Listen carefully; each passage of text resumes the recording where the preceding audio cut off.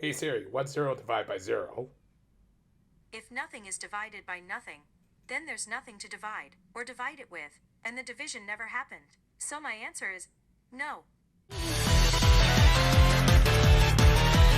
We open this week on our protagonists celebrating their princess's first steps, which, as I've said previously, is hardly worth celebrating, and in fact are the first steps to many a sleepless night to make sure the little brat doesn't crawl out of her crib. Not that I would know anything about that. Regardless, considering how much she had progressed, Yo-Yo figured it would be appropriate time to buy Elle her first shoes. Thus, our heroes and princess made their way to the store, where we got a fun yet nice little bit of characterization, with each of them picking out shoes based on their established aesthetics. Of course, Sora went with the more sporty, yet almost overly pragmatic foot coverings, while Mashiro went full-on aesthetic with what she viewed as cute. I mean, yeah, maybe I'm an out-of-touch old man, but I never found those light-up shoes to be cool, and I'm pretty sure most kids would be teased if they wore things like these. Do you think maybe he's compensating for something? Meanwhile, Tsubasa and his disturbingly animated hair tried to present his princess with something akin to glass slippers and got the most appropriate response. Yeah, the whole Disney princess thing is kinda passé these days. I blame the live action films for that. Also, yeah, some of the animation, especially in this scene, looks kind of rough, with stuff like Sora looking almost like a bodybuilder. Sure, it's appropriate for the character, but not something we normally see her as. There is a reason for that, but we'll get to it more later. Anyway, Elle did eventually find her ideal pair, as they were being purchased by someone else. They of course tried to get her to give up on them, but the old lady who was buying them just kind of gave it to them. And while Sora and Tsubasa initially just happily accepted them, Mashiro correctly asked why she just gave away the shoes when of course they were clearly meant for someone else. これでよかったんや。 So, apparently this week's episode was written by Junpei Yamaoka, a writer from last season, and the head writer Ryunosuke Kingetsu, and yeah, I get the feeling like scenes like this were written by Ryunosuke. Just these little moments where we can read so much through what we can't see and isn't spelled out to us. That's visual storytelling at its finest and what Ryunosuke really excels at. Nothing against Junpei, as he did write the one truly great episode of Delicious Party, but yeah, this just felt more like a Ryunosuke scene. Anyway, Sora rightfully felt guilty for just taking the shoes without asking any questions and was determined to clear things up with the old lady, even if it meant returning the shoes to her. However, the subject was sidelined for just a minute as Yo-Yo managed to make a breakthrough.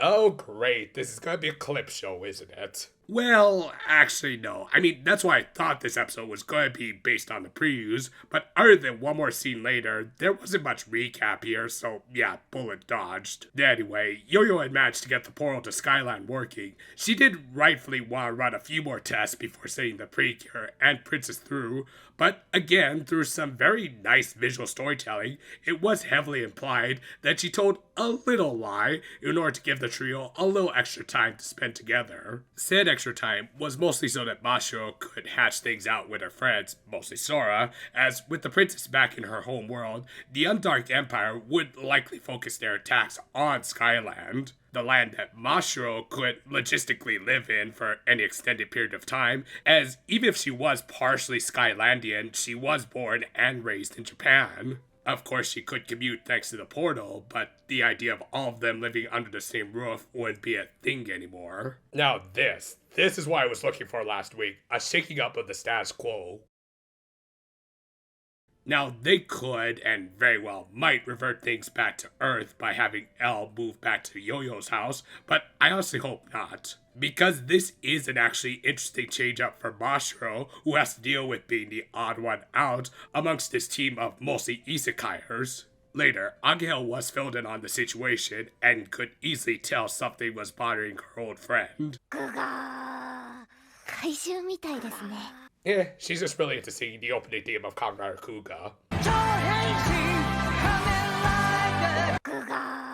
Well, either that, or maybe she was trying to force Sora and Mashiro to get up and work out their issues, but that totally could be it, right? But yeah, this led to a really nice scene that this series has kind of been in need for a long time. I mean, not only was it a touching moment where Sora admitted that Earth had become like a second home to her, but there was also some clear tension between her and Mashiro that Ageha was clearly pushing for. Yeah, you guys should just fucking get it over with. Thus, the two decided to work it out the next day as they tried to return the shoes to the old lady, while Tsubasa dealt with the shoeless princess.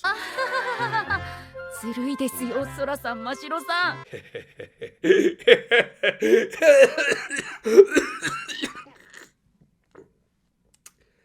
Welcome to my world, kid. But yeah, their search turned out fruitless, which makes sense. It's a big city after all, so they're not just gonna run into her and... Oh wait, there she is! From there, they finally learned why she decided to give them the shoes. As it turned out, she had bought them for her granddaughter as her first shoes. She was moving away with her parents, and Granny had originally planned to give them to her at the airport. However, she knew the second she did that, she would break into tears over not being able to see them for a long time. Thus, not wanting to send them off worrying about a lonely old lady, she decided to just give up on the shoes. Now, this was somewhat justified and sound reasoning, but it was also something that the original duo knew that this old lady would only come to regret more than anything else. After all, what's worse than hiding your loneliness with those who would be more than willing to listen? Right, you two? Also, nice product placement there, show. Though I'm not sure if I'd go on a flight where they can only specify the country and not, the actual city they're flying to. Anyway, using the power of Google Maps Sensei, our heroines transform to transport an old lady to the airport. You gonna do superhero landing? Wait for it! Superhero landing! Yeah, that's really hard on your knees. Yep, no actual fight this week, and you know what? I'm okay with this. Again, as long as the story is actually good, I don't mind if we take a page out of the Kamikita Futago's playbook every so often and make things more slice of life. This scene in particular really highlighted this, as not only was the music really damn good, but we also got a fun scene of our quote-unquote hero girls almost giving the old lady a heart attack with their projectile roof jumping. And yeah, while the animation here was a little janky, I can give it a bit of a pass, as apparently a lot of it this week was outsourced, in particular to frickin' Sunrise of all places.